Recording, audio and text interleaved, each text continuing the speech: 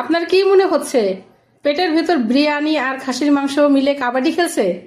এই অশান্তি থামাতে কোনো সালিশি লাগবে না, শুধু এক গ্লাস বুরহানি যথেষ্ট। ঝাল মিষ্টির পারফেক্ট ব্যালেন্স, যা আপনার হজম শক্তিকে দেবে রকেটের গতি। আসসালামু আলাইকুম, রুকসানা রান্নার গল্পে সবাইকে স্বাগত। দেরি না করে ধরুন গ্লাস আর হয়ে যান একদম রিল্যাক্স। এখানে টক দই নিয়েছি, দেখুন আমি হাতে বানিয়েছি টক দই। আর নিয়েছি বিট লবণ, সাদা গোলমরিচের গুঁড়া, সরিষা পাউডার সাদা, এখানে চিনি, এখানে টমেটো সস, আর এখানে ভাজা জিরার গুঁড়া আছে। এখানে আম কেটে নিয়েছি 2টা দেশি আম, আর এখানে পুদিনা পাতা একটু বেশি লাগবে, ধনিয়া পাতা একটু কম নিয়েছি, আর 2টো কাঁচামরিচ নিয়েছি। এখন আমি চলে যাব বুরহানি বানাতে। দিয়ে দিলাম সব আমগুলো।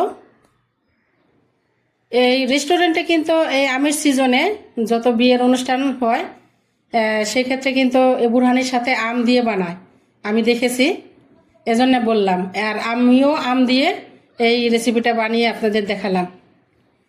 এখন আমি ধনিয়া পাতা, মরিচ, কাঁচামরিচ আর টক দই দিয়ে দিচ্ছি, পুদিনা পাতা,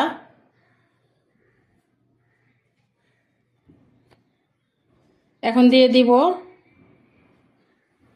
বিট লবণ 1 চা চামচ,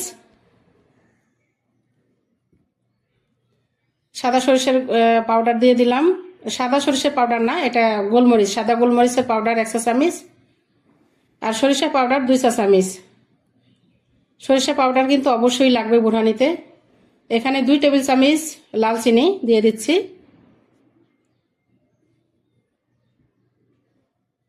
এখানে ভাজা জিরার গুঁড়া 1 চা চামচ দিয়ে দিচ্ছি। এখানে 1 টেবিল চামচ টমেটো সস নিয়েছি, দিয়ে দিলাম। আমি সাদা লবণটা দেইনি, আমি ব্লেন্ডার করে এখন দিয়ে দিচ্ছি, একটু লবণ কম আছে। দেখুন কি সুন্দর কালার এবং পারফেক্ট সব ব্যালেন্স হয়েছে, ঘনত্ব ঠিক আছে। বুরহানির কালার কিন্তু অরিজিনাল এরকমই হয়, পুদিনা পাতা একটু বেশি দিতে হয় বুরহানিতে। আমি এখন পরিবেশন করে দেখাচ্ছি গ্লাসে ঢেলে।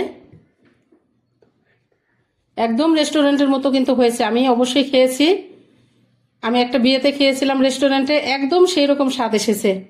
তো আপনারা অবশ্যই ট্রাই করে আমাকে কমেন্ট করে জানাতে ভুলবেন না। দেখুন কি সুন্দর হয়েছে, আর আপনাদের ভালোবাসায় কিন্তু আমি এগিয়ে যেতে পারি। তো কি করতে হবে, একটা লাইক দিবেন আর বেশি বেশি শেয়ার করে দিবেন বন্ধুদের মাঝে, আর একটা সাবস্ক্রাইব করে পাশে থাকবেন, নতুন কোনো ভিডিও আপনার সামনে চলে যাবে। তাহলে ভালো থাকবেন সবাই, আল্লাহ হাফেজ।